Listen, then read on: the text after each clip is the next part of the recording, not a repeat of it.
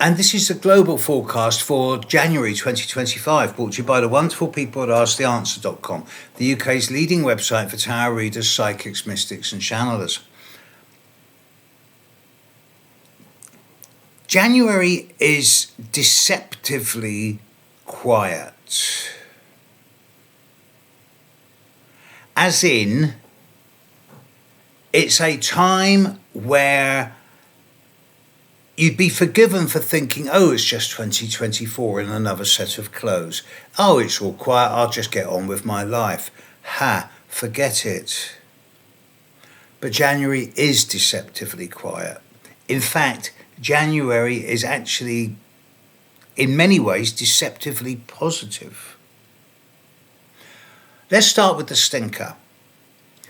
In the first few days of January, Mars in the sky, retrograde in early Leo, will be opposite Pluto in early Aquarius.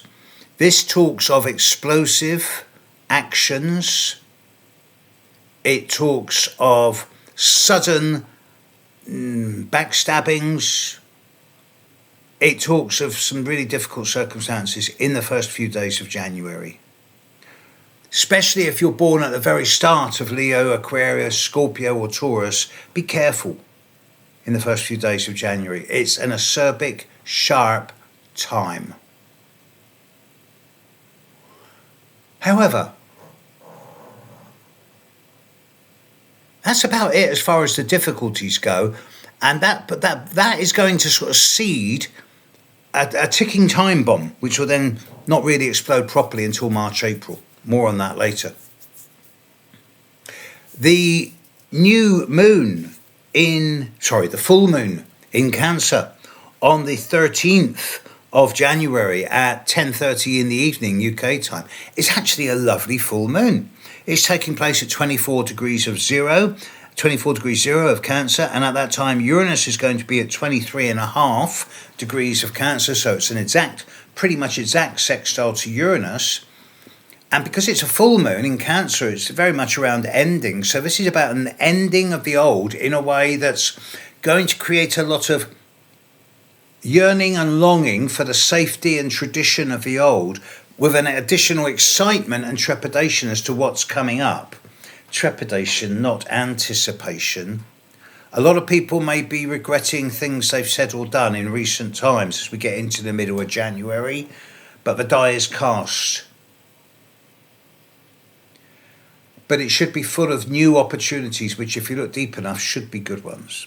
The new moon on the 29th of January at 9 degrees of Aquarius will be sextiling Jupiter. Trining Jupiter, And again, this isn't bad. Jupiter's going to be stationary at that time. So there's going to be big words, but there's also going to be some nice opportunities for foreign travel for some of you, for interaction between countries. It's nice. Neither the new moon nor the full moon are directly challenged by aspect. The only planets changing sign outside of the norm, yes, Mars is going to retrograde back into Cancer on the 6th. The North Node is moving across the 0 degrees Aries point as we speak.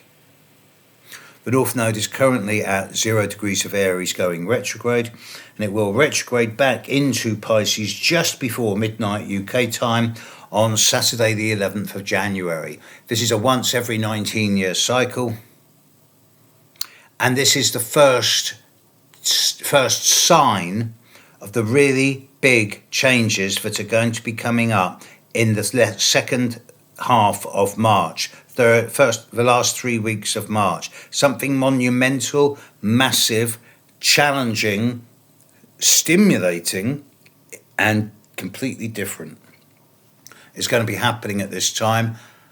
And as yet, I have no idea what it is, but it's going to be massive. A number of people have said to me in the last couple of days, what's this big planetary lineup? Or 7 planets in a straight line? No, it's not. What will be happening is that as we get into the end of March, the sun and moon will be together. There'll be a partial eclipse of the sun, and Mercury and Venus and Saturn will appear to be in a relatively straight line in the sky. And what we won't be able to see is that the North Node and Neptune will also be involved in that. So yes, there are 7 planets in a very short space in a very short area of the sky. It's going to be massive. But in January, we'll start seeing the first signs of this, I suspect, around the second week of January. But this is it as far as the planetary changes go. And there's no big planetary aspects, except that Uranus is going to stop going retrograde at the end of January, and then Jupiter will stop going retrograde at the very beginning of February. So all of this, with the exception of the Mars opposite Pluto in the first 6 days of the month, points to a month which is going to be probably the quietest month of the year, or at least the quietest month through to September. Because of those of you who have seen my global forecast know, I reckon this 2025 is the game changer, and 2026 is going to see the results of this. I think it's the most incredible time in human history. And January 2025 is going to see the first signs of this. So if the world were my client,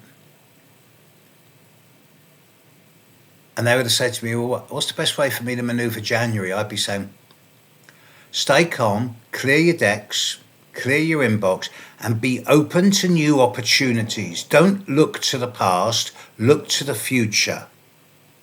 With the full moon exactly sextile Uranus and the new moon strongly trine Jupiter, this is a time to embrace the future, not cling to the past. Catch you later. Bye.